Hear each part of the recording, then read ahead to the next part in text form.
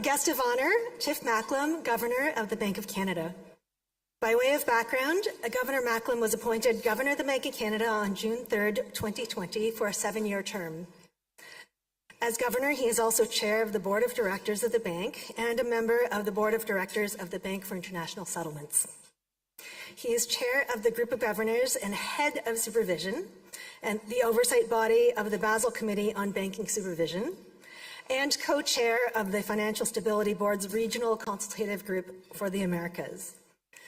While he has spent much of his career occupying increasingly senior positions at the bank, he's also had experience at the Department of Finance, where he was Associate Deputy Minister during the 2008 to 2009 global financial crisis. Before becoming governor, he was Dean of the Rotman School of Management at the University of Toronto, and prior to that, he served as director at Scotiabank. Governor Macklem was born in Montreal, Quebec, and is an economics graduate from Queen's and has a master's and PhD in economics from Western. This is quite the resume. And if it appears like I'm smiling, ear to ear or gushing a little bit, it's because I'm a little bit starstruck. It's, because, as someone who has spent the majority of her career anticipating, trading around, and even advising clients on central bank movements, Governor Macklem is considered a bit of a celebrity in the central banking circles. I digress. As Governor Macklem said last week in his most recent fixed announcement date, the bank lowered its policy interest rate by 25 basis points to 4.25% to reflect 3 key considerations. First, headline and core inflation have continued to ease as expected. Second, as inflation gets closer to target, we want to see economic growth pick up to absorb the slack in the economy, so inflation returns sustainably to the 2% target. Since the July monetary policy report, the upward forces coming from prices for shelter and some other services have eased slightly. At the same time, the downward pressure coming from excess supply in the economy remains. If inflation continues to ease broadly in line with our July forecast, it is reasonable to expect further cuts in our policy rate. We will continue to assess the opposing forces on inflation and take our monetary policy decisions one at a time. I would say that in central bank parlance, the bank can probably afford to do a little bit of a victory lap, especially for its prescience, in light of the most recent employment data that was released only a couple days later. I know that's not what today's speech is about, but I just wanted to flag that for everybody. So today, Governor Macklem will speak about shifts in global trade and investment from a Canadian perspective. The floor is over to you, Governor Macklem.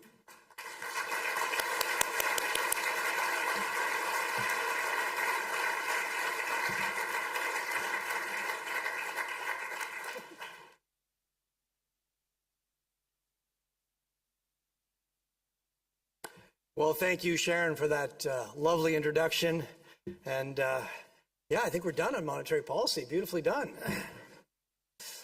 The last time a Bank of Canada governor spoke to the Canada-UK Chamber of Commerce, it was 2018. And my predecessor, Stephen Pola, spoke to you about low global interest rates, the steady reduction in inflation risks, and the successful conclusion of the North American trade negotiations. Brexit was in motion, but was not yet a reality.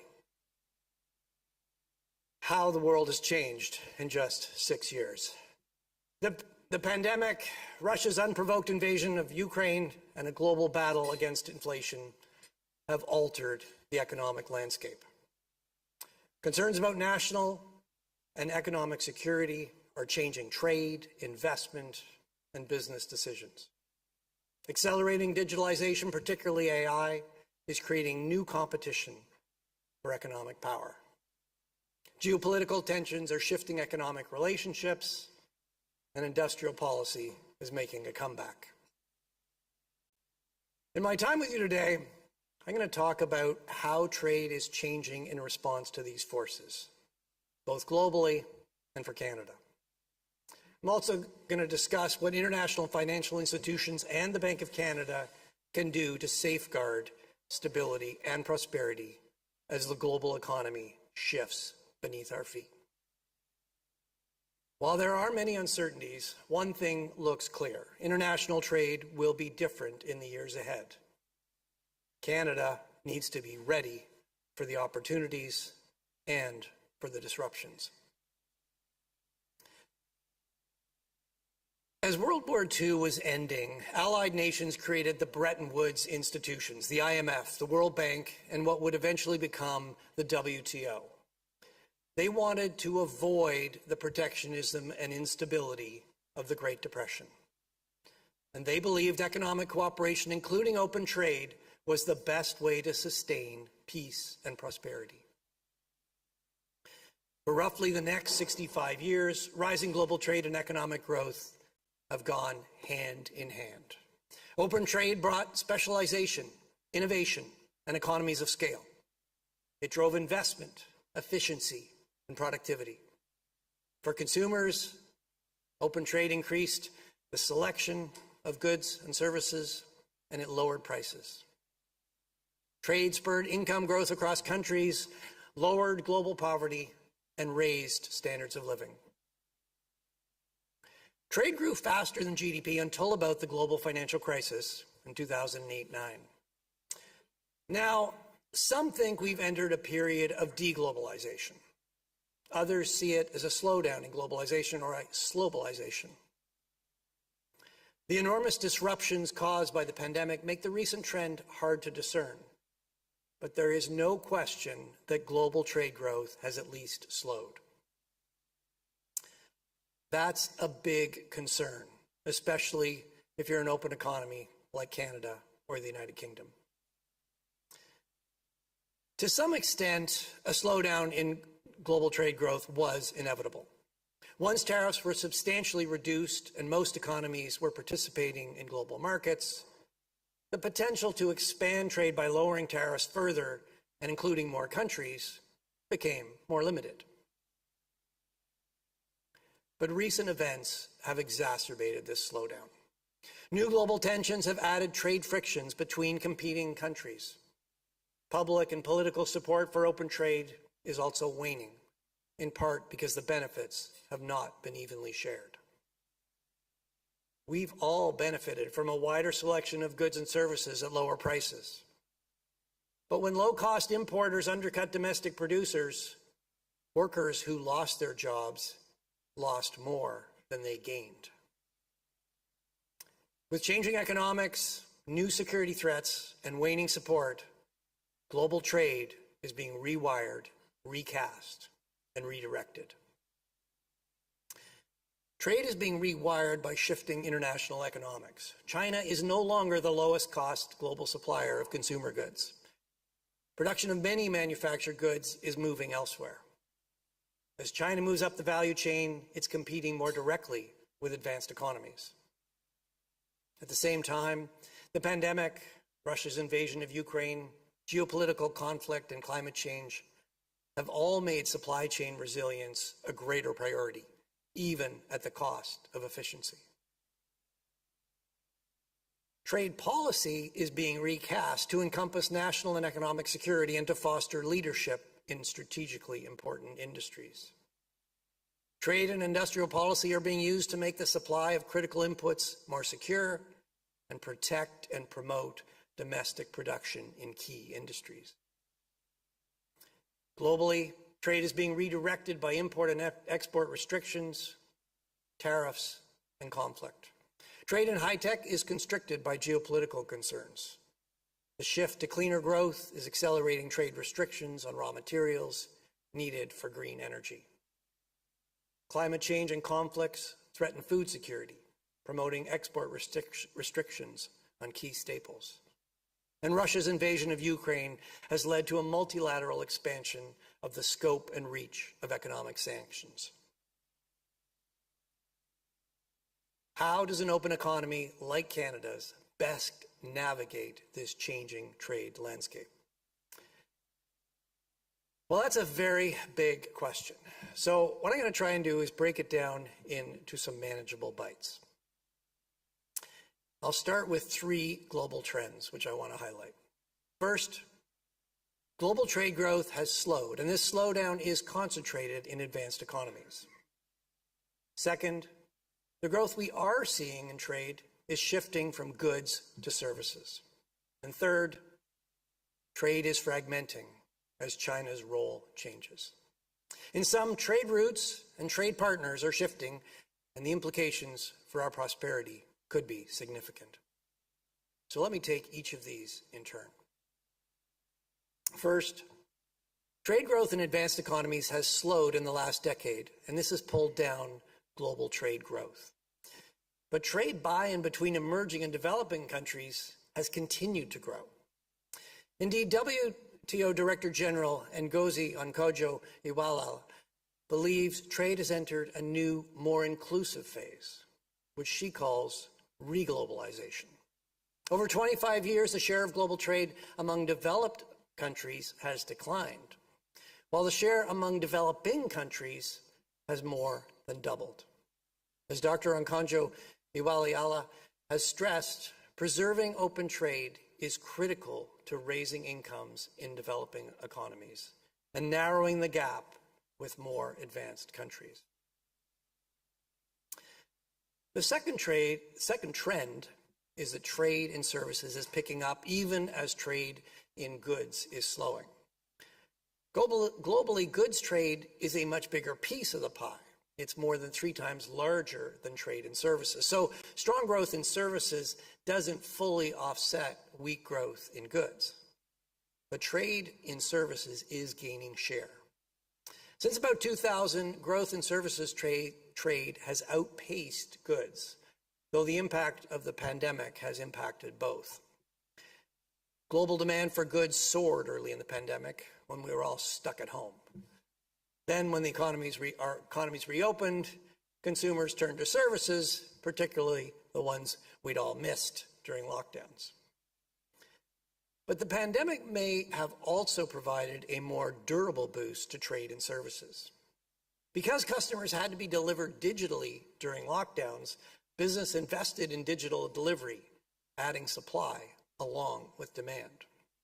Increasingly, exporters deliver services through computer networks, via the internet, apps, emails, voicemails, video calls, and intermediation platforms. Trade volumes for commercial services have risen about 20% since 2019, sharply as have financial and trade services.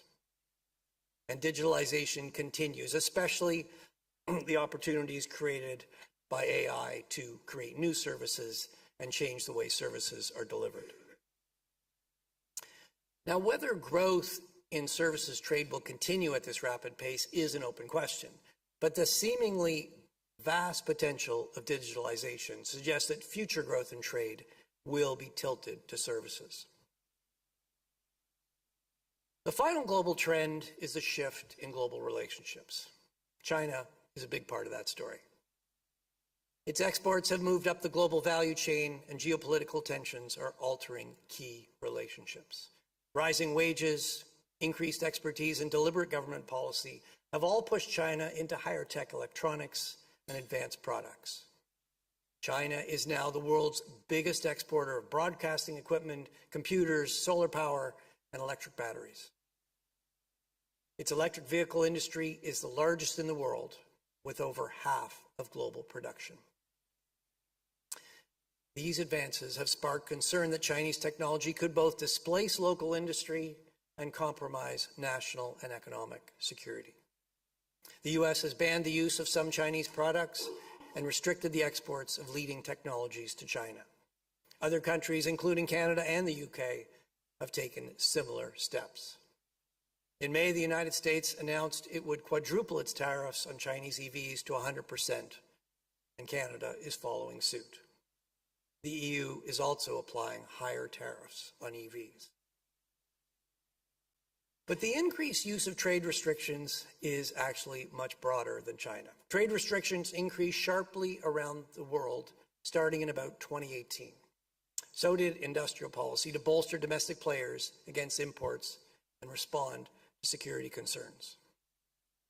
Security risks are real, and they need to be addressed. But it is important that they do not become a pretext for inefficient protectionism.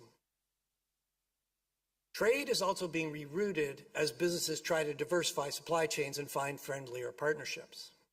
But the combination of more trade restrictions and shifting trade routes means supply chains have actually gotten longer, with products detouring through other countries such as Vietnam instead of going directly from China to the United States.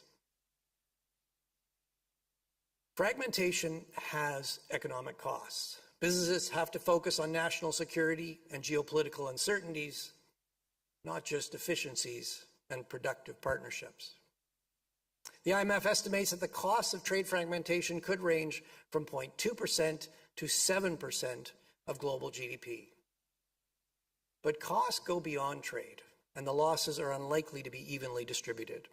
The loss of knowledge spillovers, high-tech partnerships, critical imports, and capital flows affect low-income countries in particular.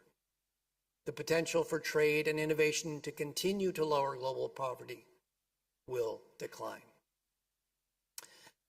So those are the global trends. In many ways, Canada is a microcosm of these global shifts. Our overall trade growth has slowed in recent years. Our export growth has been coming increasingly from services, and global fragmentation is presenting new challenges and opportunities. Canada is a very open economy. Over the last decade, trade as a share of GDP has been about 2/3, the second highest in the G7 and the fourth highest in the G20. We rely on exports for roughly 1/3 of our income. Imported components feed our industry, and imported final goods and services improve the lives of Canadians. The U.S. is by far Canada's biggest trading partner, accounting for roughly 75% of Canada's exports. Thanks in part to the Canada-U.S. Free Trade Agreement came into force in 1989, and updates in the years following, Canada and the U.S. benefit from the largest bilateral trade relationship in the world. Our biggest exports to the United States are oil and gas and motor vehicles and parts. But our trade agreements go well beyond the U.S. In total, Canada has 15 trade agreements covering about 2/3 of world GDP. Together, these agreements cover 1.5 billion consumers worldwide. But even with this broad market access, growth in Canada's exports has slowed over the past 10 years. The pandemic obscures the overall trend, but it's clear that goods exports have not kept up with economic growth in Canada's two biggest markets, the United States and the European Union. The slowdown is fairly widespread. Production and exports of machinery and equipment, motor vehicles, and other non-energy goods have not expanded in more than a decade. Now, just as we've seen globally, where we have seen growth in Canada's trade is in our exports of services. As good growth began to stall around the time of the global financial crisis, growth in services exports picked up. As in other countries, digital delivery has helped drive Canada's service exports, particularly computer, management and financial services, as well as research and development. That plays to Canada's strengths, including our highly educated workforce. Since 2019, real exports of commercial services have grown 17%, adding more than $15 billion to real GDP in Canada. Canada is somewhat insulated from the third global trend, fragmentation, because so much of our trade is with the United States.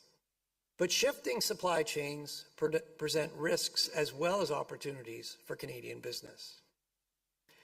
At the start of the millennium, Canada had the biggest share of U.S. goods imports at about 20%. By 2017, China had the largest share, and Canada had fallen to third place. As the U.S. finds new partners to supply goods it once got from Canada is starting to reassert itself. In the first quarter of 2024, Canada was the second largest source of U.S. goods imports after Mexico, and exports were ticking up. That brings me to the challenges ahead.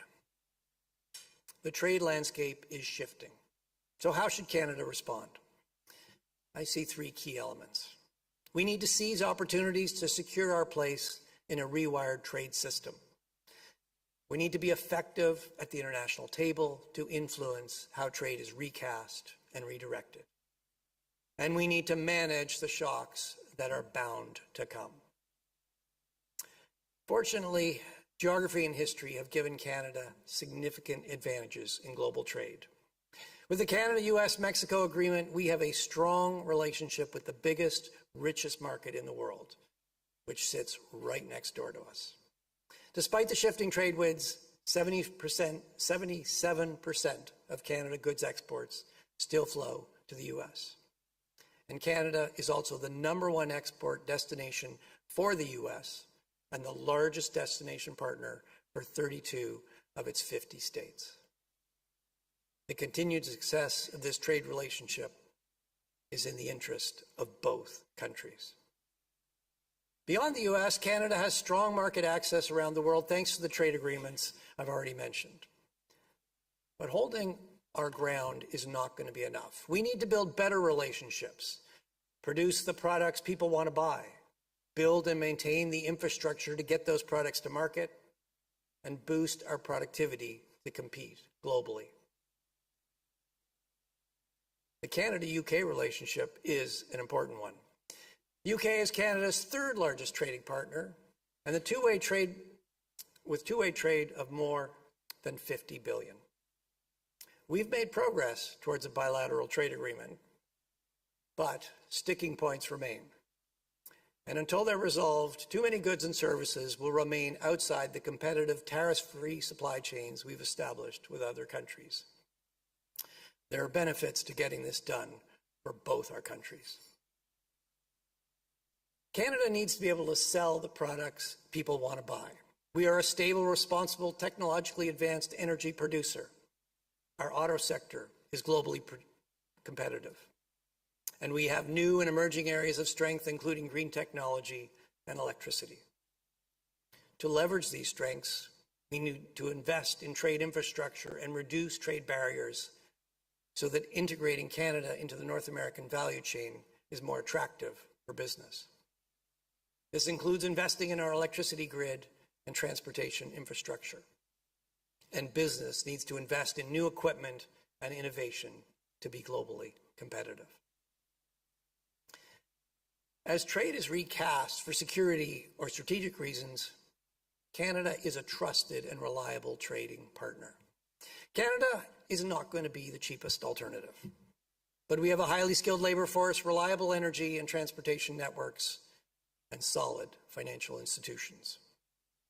Moreover, Canada has a stable democracy and strong rule of law, and we provide a reliable and important voice at the global table. That brings me to the second priority. We need to invest in effective multilateral institutions. They are more important than ever in this fragmented world, and they're only going to be as effective as members want them to be. It has never been easy to attain international cooperation, and open trade has come under particular pressure. But the trends I've just outlined increase the urgency. Our common interest is shared prosperity. We all benefit from a stable, open, rules-based global order. We need to build it, protect it, and adapt it to ensure the benefits are shared. Effective and legitimate multilateral institutions don't just happen. They need good governance, adequate resources, talent, and inspired management. Canada has long invested in the Bretton Woods institutions. We have a strong voice at the IMF and the Financial Stability Board. We know the value of an effective WTO that can serve as a forum for negotiations, act as an arbitrator of disputes, and monitor implementation of trade agreements. As Canada assumes the G7 presidency in 2025, we have a responsibility to lead difficult discussions. That includes trade, global financial stability, and mitigating climate change. As central bankers, our particular focus is the IMF, the FSB, and the International Monetary Order. We need to be sure that the international monetary and financial system is up to the task and is integrated with the other parts. The fundamentals of economics have not changed, but the need for resilience and agility has increased with changing economic circumstances. Finally, Canada needs to be ready for the trade disruptions that seem inevitable amid a changing trade landscape. The Bank of Canada doesn't set trade policy, but we need to understand shifts in global trade because they affect lives and livelihoods, and they drive costs and inflation. So let me conclude with the implications for monetary policy. The rapid globalization through the 1990s to around the global financial crisis significantly reduced the prices of many globally traded goods. This contributed to a lower cost of living for many households. Going forward, with globalization slowing, the cost of global goods may not decline to the same degree. And all things equal, this could put more upward pressure on inflation. Trade disruptions may also increase the variability of inflation. The pandemic taught us a lot about supply shocks and how they can affect the volatility of prices. Supply chains are complicated, and shocks affect inputs and outputs in different ways. And while supply shocks are historically transitory, they can persist and they can accumulate. We also learned that when the economy is overheated, disruption to supply can have an outsized effect on inflation. So what is the Bank of Canada doing to ensure we're prepared for the supply shocks that come with trade disruptions? Well, we're investing in data and analysis to better understand supply chains, especially at the global level. We're updating our models to use scenarios when periods of uncertainty make central forecasts less reliable. And we're using more microdata to track and understand the consequences of trade and industrial policy. But even with a better understanding and better information, trade disruptions may mean larger deviations of inflation from the 2% target. Supply shocks present central banks with a difficult trade-off. Monetary policy can't stabilize growth and inflation at the same time. That means we have to focus on risk management, balancing the upside risk to inflation and the downside risk to economic growth. Most importantly, we must avoid adding uncertainty to an already uncertain environment. That means ensuring inflation is low, stable, and predictable, even as global trade is being rewired, recast, and redirected. Thank you very much.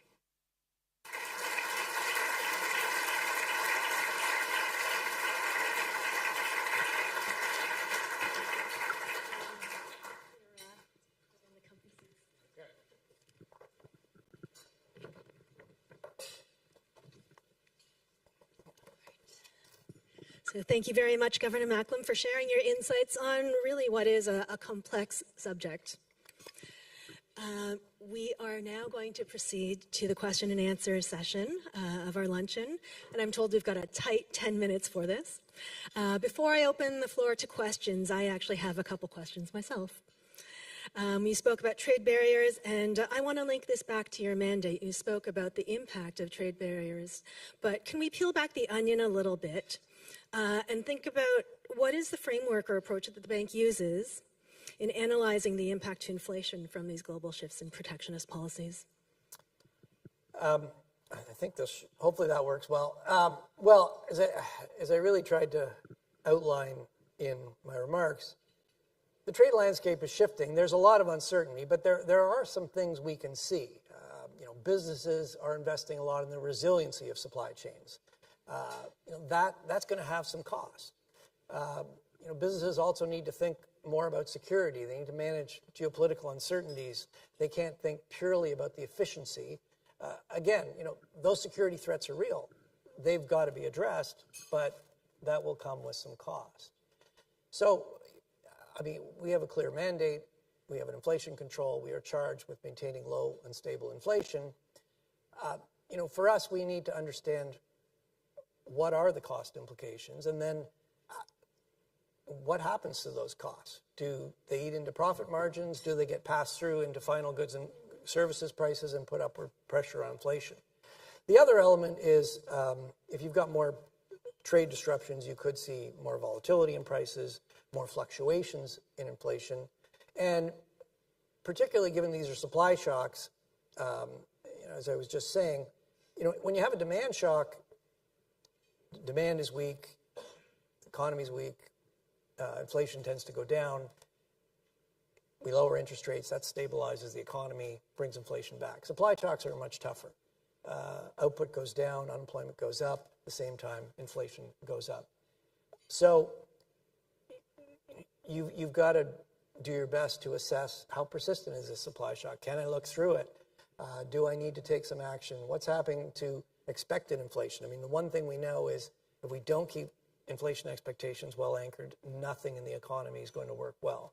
So, as I said, I mean, we're trying to get better micro data, a better understanding of global supply chains, so that we can do the best we can to manage the realities that we're going to have to face. And certainly topical, given we're in an election cycle around the world, it seems. I'm going to shift a little bit because you talked about employment just now. In the most recent mandate renewal, the bank pledged to use the flexibility in the inflation mandate to pursue employment goals. How do you think about the trade-off in unemployment versus inflation in the current environment, given the progress that has been made on inflation? And also given that the spikes in both prices and employment were really what I see as exogenous shocks on the back of a pandemic. Sure. Well, let me make 2 points there. First of all, so in Canada, the Bank of Canada's monetary policy framework is agreed with the government, and that happens every 5 years.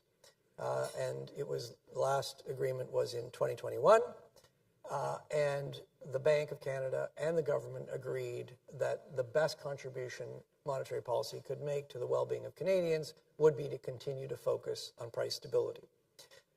It also was clear that we should continue to do what we can to support maximum sustainable employment, but at the same time, it was clear that the primary objective is to maintain low, stable, and predictable inflation. So, like the Bank of England, Canada has an inflation target. So when you look at where we are, a year and a half to 2 years ago, the labor market was very overheated. Businesses couldn't hire all the workers they needed. They couldn't produce all the goods and services people wanted to buy. Inflation was very high. Since then, inflation has come a long way down towards the inflation target. Our last reading, 2.5%. And we think there's going to be further declines, further easing in inflation going forward. The labor market, which was very overheated, came into balance. And in the last number of months, slack has been developing in the labor market. Where you see that, so there haven't been large, unusual numbers of layoffs. Layoffs have been fairly normal, but employment growth, hiring has been weak, and it's been below the rate of labor force growth, population growth. So what that means is that new entrants into the labor market, it's taking them longer to find a job, and that is, their unemployment rates have gone up. So youth and newcomers to Canada, we have high rates of immigration, and that is being reflected in the overall unemployment rate. So we now have some slack in the labor market. With inflation getting closer to target, we want to see growth pick up. We want to see consumer spending strengthen. We want to see business invest. We want to see job growth pick up so that we start to take up the slack in the economy. So as inflation comes down to the 2% target, it settles close to 2%. We don't want to see if the labor market's weak, there are missing jobs, missing incomes. It's not good for Canadians. It also means inflation could go below the target. So we want to see that pick up, and that has fed into our monetary policy decisions. As you outlined, we've cut our policy rate now 3 times to 4.25. With that, I think we've got time for a question from the audience. So I'm going to go straight to the front row.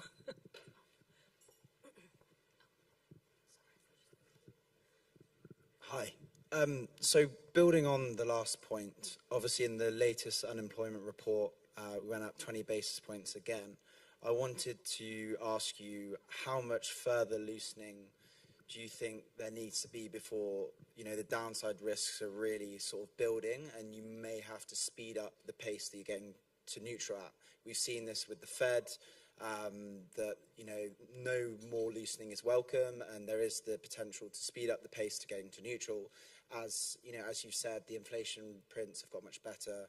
Your six-month measures are all running around 1%. At what stage does you have enough confidence to speed up the pace you get back to neutral? Well, we're of course asking ourselves those very same questions. So yes, we got another employment number last Friday, just after our last decision. There was very modest growth in employment. In many respects, it follows the pattern we've seen now for a number of months.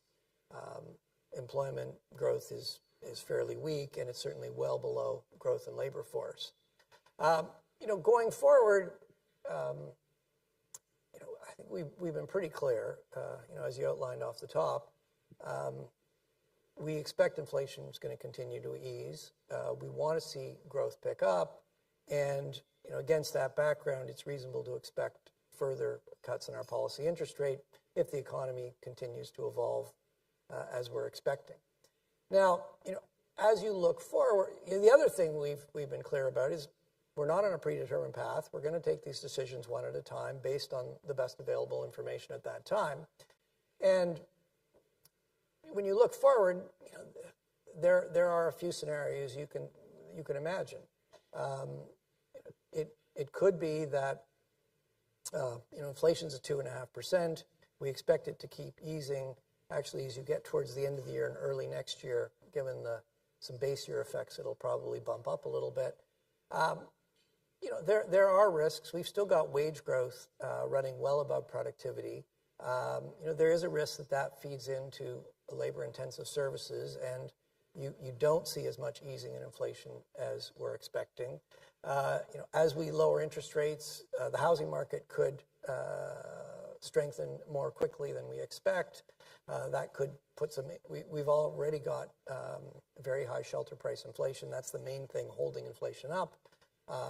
So there are some upside risks, and we got to keep those in mind. And if those were to materialize, it'd probably be appropriate to slow the pace of further interest rate cuts. On the other hand, picking up on what you said, yes, we want to see growth pick up, and in fact, growth in the first half of the year was actually did pick up. It was roughly 0 second half of last year. It's roughly 2% in the first half of this year. So we're pleased to see that strengthening. Our July forecast was we would see further strengthening going forward. There is some downside risk to that. Some of the latest indicators, monthly GDP in particular, have been weaker. Employment growth has been weak. So there is some downside risk to that. And if that risk were to materialize, if the economy was significantly weaker than we expect, if inflation's weaker than we expect, yes, it could be appropriate to lower rates more quickly. As I said, we're going to be taking those decisions one at a time and making that assessment at each decision. Thank you. Do we have time for another question? I'm looking at my handlers. One more question. I see one hand there. We'll wait for the microphone to get to you. First of all, Governor Macklem, thank you so much. Always a pleasure to hear you talk. It's interesting to have you mention the important trading partners. So to that extent, how much do you consider what Powell, Bailey, Lagarde are saying about their ongoing monetary policy? And to phrase differently, does that actually impact your thought process in deciding whether or not you cut the rates and by how much? Well, let me make 2 points there. The first of all, particularly through the pandemic. We were all hit with the pandemic at the same time. We all experienced a sharp rise in inflation coming out of the pandemic. We've all raised interest rates forcefully. We've all brought inflation back down, and we're all now trying to stick that soft landing. So, broad brush, we have a lot in common. And one of the great things about the central bank community is that we meet and talk to each other regularly. In fact, I was just in Basel over the weekend, where the governors of the central banks were together, and it is really valuable to share perspectives, to see how my counterparts see what's going on in their economy, what are they focused on, what are they thinking on. That is really helpful, I think, to all of us. At the same time, our mandates are all very clear. We take our decisions in the best interests of the citizens of each of our countries, and we have flexible exchange rates so we can do that. Obviously, for us, we are most integrated with the United States. The U.S. is the biggest financial market in the world, and what happens in the United States has a big impact on Canada, and that's certainly something we take into account. But at the end of the day, we take our interest rate decisions in the best interests of Canadians based on what the Canadian economy needs. And you can see that there have been some differences. So in Canada we started cutting our policy rate in June. We've cut it 3 times now. The Fed has yet to cut. So there has been some divergence between us has opened up. I think going forward, given that markets are increasingly convinced the Fed will pivot to an easing cycle, that divergence is becoming less of a story. And we have seen some movements in our exchange rate, but actually, that's what the exchange rate is for. It's there to absorb those differences, and they've not been very large. Well, with that, I'd like to thank you very much for your speech and this luncheon. Well, thank you. A great pleasure to be in London. Thank you.